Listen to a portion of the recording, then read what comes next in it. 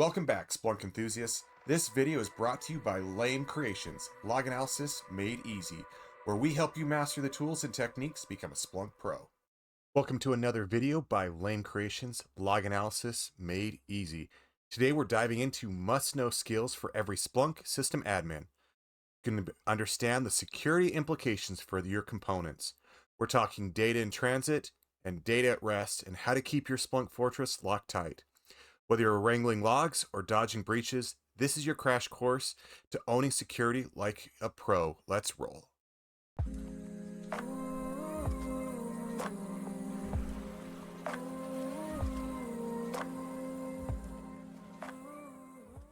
Just a quick reminder, these courses here are for those who are looking to get certified.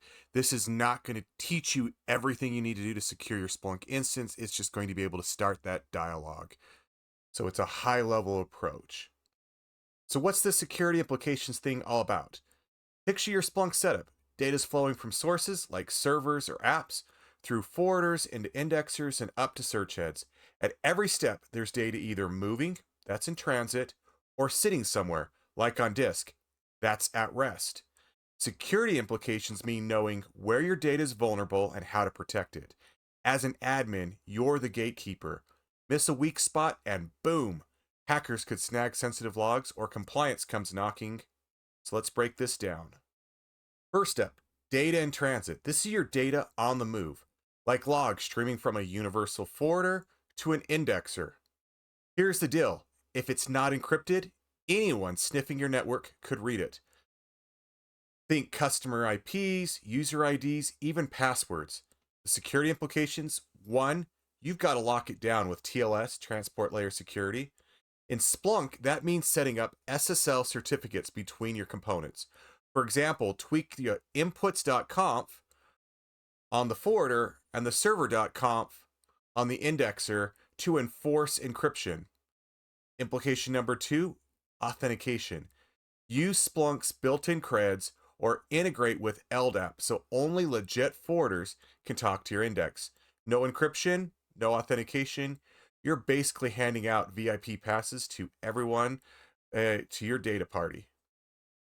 Now let's talk data at rest. This is your data chilling in the Splunk indexes, stored on disk in those sweet, sweet buckets. Security implication here: if someone gets physical or remote access to your server, unencrypted data is fair game. Splunk doesn't encrypt data at rest by default. Yep, you heard that right. So if that's important, you've got to step up.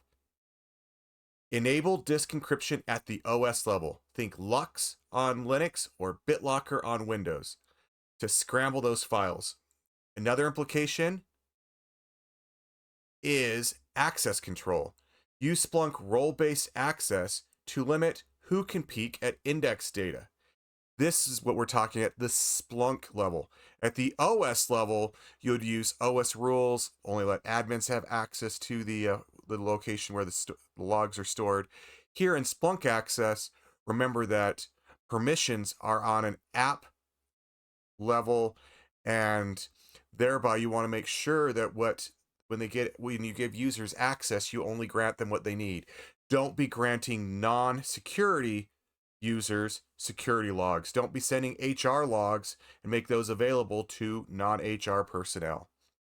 So the basic principle: use Splunk's role-based access to limit who can peek at index data.